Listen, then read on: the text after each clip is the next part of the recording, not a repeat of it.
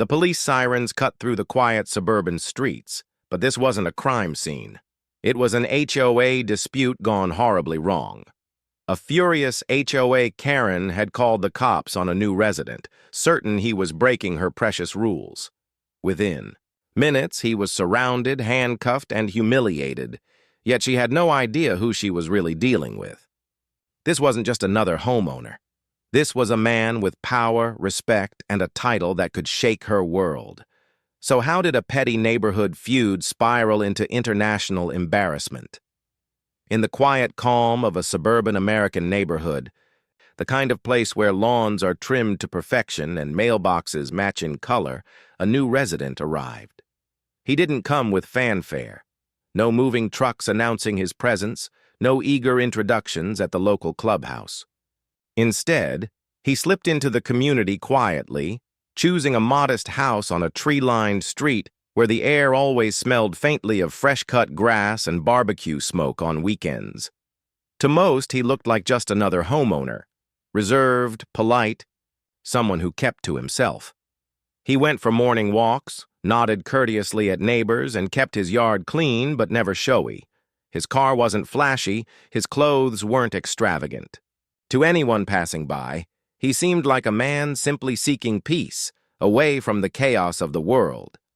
But peace is rarely left unchallenged in neighborhoods ruled by strict HOA boards, especially here, where a single misplaced trash can, a lawn one, inch too high or a car parked too long in the street could ignite whispers, warnings, and fines. And among all the residents, no one clung to those rules tighter than the self-appointed enforcer everyone knew as the HOA Karen.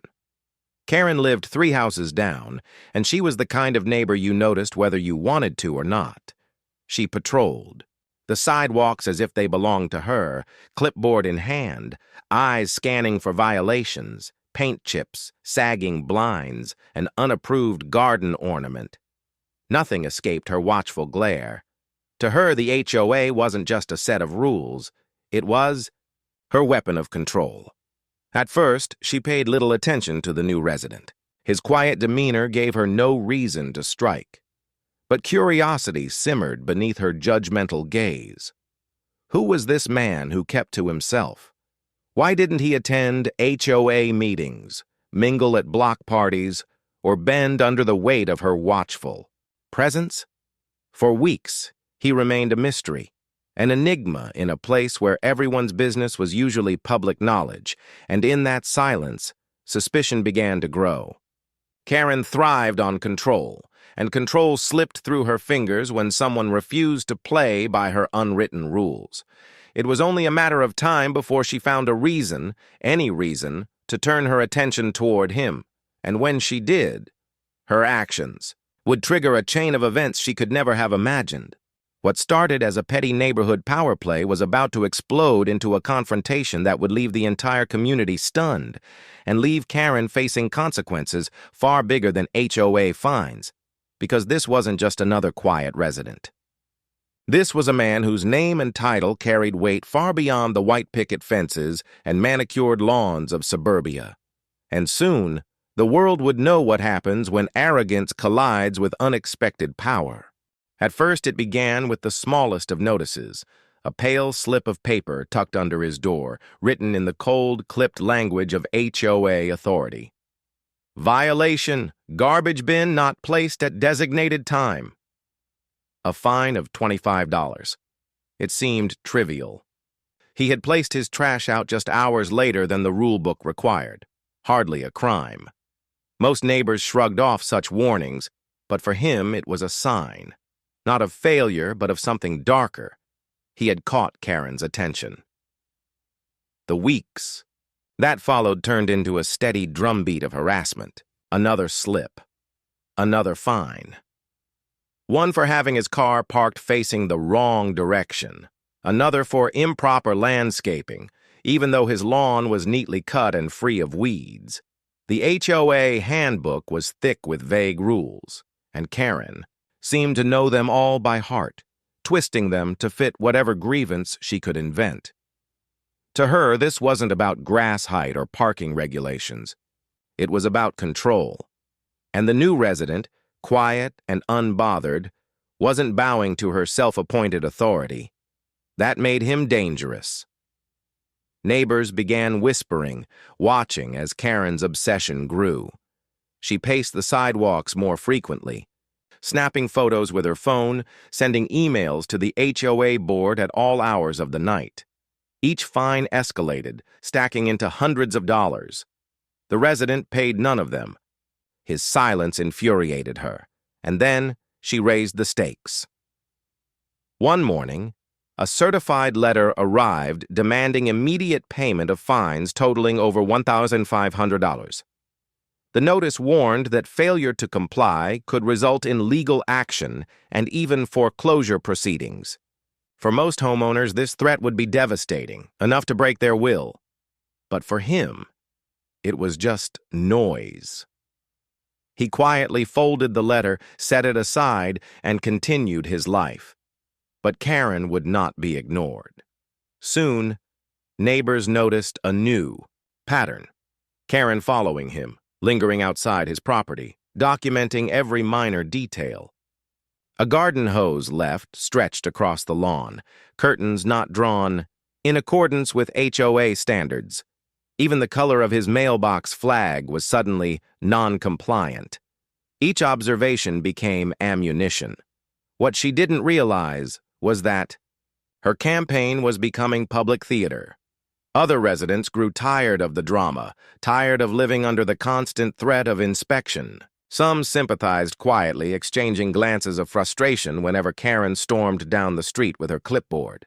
Others stayed silent, fearful of becoming her next target. Still, Karen pushed further. She filed a formal complaint accusing him of hosting unauthorized gatherings at his home, a baseless claim. No one had ever seen loud parties, no music thundering into the night. But in HOA politics, accusations were enough to warrant hearings. The resident was summoned to appear before the board, the meeting room filled with neighbors, half curious, half anxious. Karen sat proudly at the front, armed with binders of photos, printouts, and highlighted sections of the bylaws. She spoke with venom, painting him as a rule breaker, a man unfit for their pristine neighborhood. But when it was his turn to respond, he said nothing. He sat calmly, hands folded, eyes steady. The silence unsettled everyone. Instead of defending himself, he allowed the weight of her fury to echo unanswered. The board left the matter unresolved, but the silence only fueled Karen's rage. She needed more. She needed to break him publicly. And then came the breaking point. One afternoon, she spotted him parking briefly along the curb in front of his house. To her, this was the ultimate violation. Cars weren't allowed to idle on the street beyond a strict time limit. She marched outside, phone in hand, recording. Every second. Her voice rose, sharp and commanding. She told him he was breaking HOA law. She shouted about fines, threats, and consequences. Neighbors peeked through blinds, some stepping onto porches to watch. The tension was thick, the kind of scene that spread like wildfire in whispers and group chats. But instead of engaging, he simply stood there, calm, unmoved. That calm infuriated her. She dialed 911. To anyone watching, it seemed absurd. Police called for a man quietly parking his car in front of his own home. Yet minutes later, sirens wailed through the neighborhood and squad cars pulled up. Officers stepped out, confused but duty-bound. Karen rushed toward them, gesturing wildly, insisting the man was a danger, a threat to their community, an unruly resident who refused to follow the law. And in that moment, the balance of power shifted. The officers approached him cautiously. He did not resist. He allowed them to place him in handcuffs, standing silently as flashing lights painted the quiet street. To neighbors watching, it was surreal. An HOA rule dispute escalating into an arrest, but beneath the surface, a storm was brewing. This was not a man without recourse. This was not a man without power. And soon, Karen and the entire neighborhood would realize just how badly they had underestimated him. Because what began as petty fines and harassment had now crossed into humiliation. And humiliation has consequences, especially when inflicted on someone the world knows, even if the HOA does not. The stage was set. The arrest wasn't the end of the conflict. It was only the spark. What came next would shake not only the neighborhood, but far beyond. The moment the handcuffs clicked shut, the neighborhood thought it was over. Karen stood triumphantly at the curb, her arms crossed, a smirk etched deep into her face. She had done it. She had finally broken him. The police cars, the flashing lights, the hushed gasps of neighbors, all of it was her victory parade. But then, everything shifted. One of the officers, after running the man's ID, froze. His posture changed, his tone softened, and a hushed conversation crackled over the radio. Another officer glanced toward Karen with narrowed eyes, her smug expression beginning to falter. Something was wrong, terribly wrong. Within minutes, the whispers spread like wildfire. The man she had accused, humiliated, and forced into handcuffs wasn't just a resident. He wasn't just a quiet neighbor keeping to himself. He was a sitting head of state, Ibrahim Traoré, president of Burkina Faso. The realization hit the crowd like a thunderclap. Neighbors who had once watched silently now stepped forward, murmuring in disbelief. Phones whipped out, recording every second, streaming it live into the endless engine of social media. And in those recordings, Karen's smirk melted into panic. The HOA officers, visibly shaken, removed the handcuffs immediately. Their apologies came in hurried waves, their demeanor shifting from authority to deference. Yet the damage was already done. The humiliation, the arrest, the images of flashing lights, it had all been captured, and now it belonged to the world. Karen stammered, trying to justify herself. She shouted about rules, bylaws, the standards of the community. But her voice sounded weak now, drowned out by the murmurs of neighbors and the cold weight of truth pressing down. Her obsession with control, her endless crusade of fines and threats, had just backfired in the most public, devastating way possible. The president didn't need to raise his voice. He didn't need to shout, threaten, or defend himself. His silence, calm and steady, was enough. In that silence, Karen's power crumbled. The HOA board members, who once nodded along to her tirades, now shifted uncomfortably, realizing they had stood behind a bully who had just dragged their entire community into international embarrassment. And then came the flood. News crews appeared at the gates within hours, microphones flashing, headlines spinning the story into a storm. African president arrested in U.S. HOA dispute. Neighborhood Karen sparks diplomatic outrage. From fines to handcuffs, when HOA power goes too far. Karen, once the self-proclaimed enforcer of order, was suddenly the villain on a global stage. Her name and face spread across platforms, dissected, ridiculed, condemned. But for the president, it was not just vindication. It was a moment of transformation. What she had tried to use as humiliation became his greatest weapon. The quiet resident had revealed his true identity not with force, but with composure. And in doing so, he had shown the world how arrogance collapses when confronted by dignity. For the neighbors, the message was clear. The days of Karen's unchecked power were over. She had crossed a line no one could ignore, and the fallout was only beginning. The HOA that once protected her would now be forced to answer for her actions. Lawsuits loomed, petitions circulated, even whispers of government involvement spread. What began as petty neighborhood politics had spiraled into a crisis far larger than anyone could have imagined. And as Karen stood in the middle of it all, her face pale, her voice trembling, the realization struck her hardest of all. She hadn't just lost a battle. She had destroyed herself, because when you try to break a man who carries the weight of a nation, the only thing you shatter is your own illusion of power. The world was watching now, and nothing would ever be the same. The dust did not settle quickly. In fact, it spread like wildfire. Within hours of the arrest, footage from neighbors' smartphones had gone viral. Clips of the HOA Karen boasting to officers the moment the handcuffs were snapped on and the stunned reversal when the truth came out. Each angle circulated online, edited into montages, shared across platforms with millions of views. Karen had sought control within her little neighborhood, but now she had lost control of her own image. She was no longer the enforcer of HOA rules. She was the face of arrogance, a cautionary tale of small-minded power turned into global humiliation. The fallout hit swiftly. Neighbors who once feared her, who had tolerated her late-night patrols and petty fines, now spoke openly. Petitions circulated to remove her from the HOA board. Formerly silent residents shared their own stories of harassment, unjust fines, invasive inspections, condescending lectures about paint shades or garden decorations.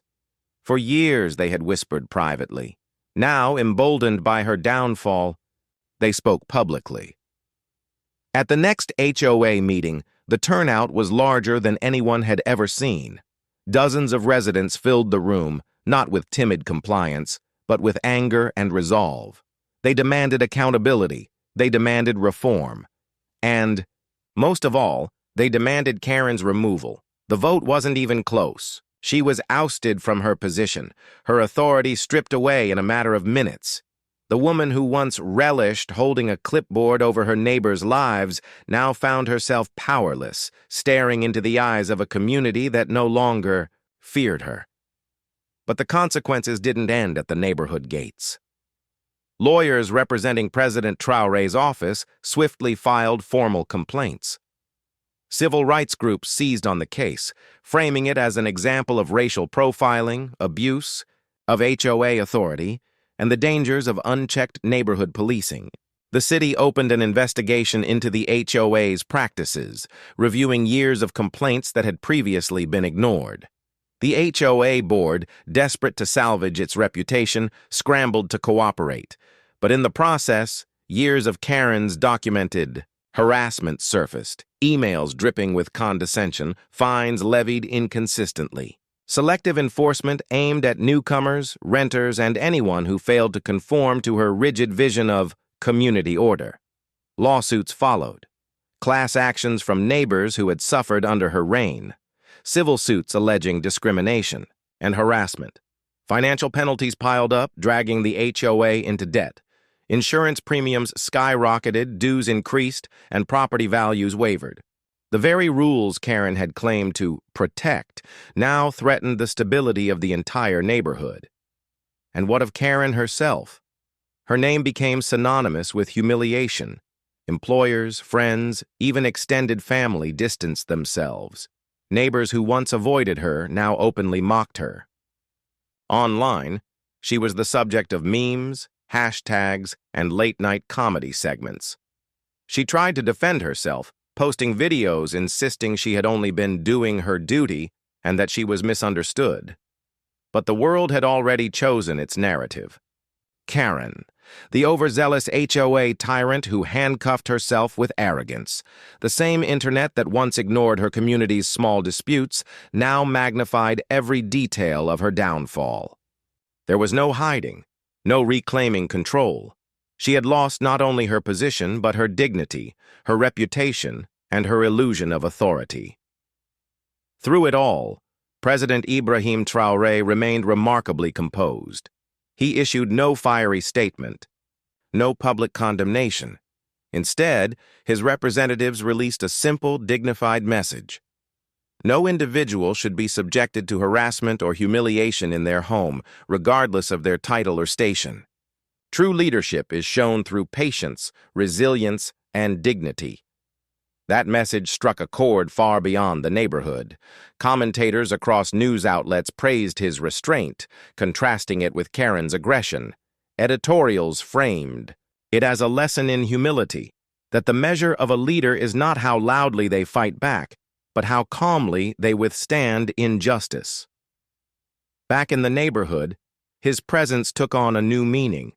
What had once been a quiet mystery now became a symbol of dignity under pressure. Neighbors who had once glanced curiously now greeted him with respect, gratitude, even apologies for their silence. And though he never demanded recognition, he had earned it in a way few could have imagined. The incident sparked a broader conversation. Across the country, stories of petty HOA abuses resurfaced. Homeowners came forward with their own experiences: fines for flower pots, threats over garden flags, harassment over harmless decorations. Lawmakers took notice, some even proposing reforms to curb the unchecked power of HOAs. Karen's story became a rallying cry, a warning of what happens when small power is left unchallenged. News outlets debated it, legal scholars dissected it, and ordinary people shook their heads at the absurdity of it all. It was no longer just about one neighborhood. It was about the fragile line between order and oppression in everyday life. In Elai, the months that followed, the neighborhood began to change. The HOA, under new leadership, loosened its grip. Rules were revised, fines reduced, and transparency introduced. Instead of late-night patrols and hostile notices, the board focused on community events, open dialogue, and fairness. The neighborhood that had once been ruled by fear began to rediscover what it meant to live together, not under scrutiny, but in cooperation. For many, it was liberating. Gardens bloomed more freely. Children played without parents worrying about noise complaints. The air felt lighter, freer, as though a shadow had lifted. And in the quiet house on the tree-lined street, the president remained. Still reserved, still humble, but no longer a stranger. He had become, paradoxically, the catalyst for unity in a place that had once been divided by pettiness. And so, what began as a neighborhood feud, a petty power struggle over trash cans and parking spaces, ended as a global lesson. A reminder that arrogance can collapse in an instant, and that dignity often speaks louder than anger. Karen sought to control her community, but in the end, she lost control of herself. The president sought only peace, and in his patience he revealed true strength. It is a story of downfall and redemption, of a community waking up, and of the timeless truth: power abused is power lost. And as neighbors walk those quiet streets, today, they remember not the flashing lights of that night, but the turning point it created. A moment when arrogance fell and dignity rose.